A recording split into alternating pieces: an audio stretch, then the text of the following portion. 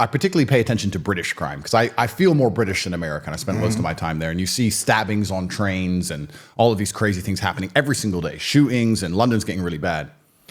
And I was talking to someone and I said, we're at the point now where you almost just have to avoid broke people. And I'm not saying that in a horrible way. I'm saying you can't get on a train because there's someone on that train who can't pay their bills and is on the edge. That's just the reality of it. You can see it. Someone bumps into them and they just pull a blade and start stabbing people. You can't walk around in crowds. You can't go where there's huge gatherings because there ends up being a murder or a stabbing or a riot. It's getting to the point where you become more elitist because you're saying, well, I just need to avoid all of the people who don't have a lot of money, and I can avoid 99.9% of the world's problems, besides the government, because then they come for you. Yeah.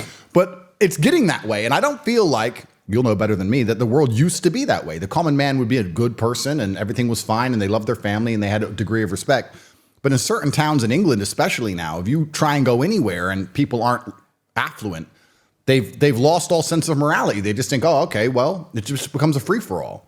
And it's dangerous. It's getting more and more dangerous to be around or just do a common thing or a normal thing. Public transport, malls, anything. It's getting crazy out there. Let me ask you a question. Is that, in your view, because there are no consequences for these people? I think... Or they've been minimized to a degree where they can get away with it? That's certainly part of it.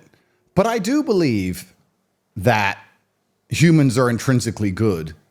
And I think that as we're divided further and further down the scale, which is what's happening, we just end up finding an enemy of some kind. I believe that when you remove the homogeny of society, whether it be race, religion, anything, when you have nothing at all to unify or bind people anymore, you add on the pressure of people not being able to pay their bills.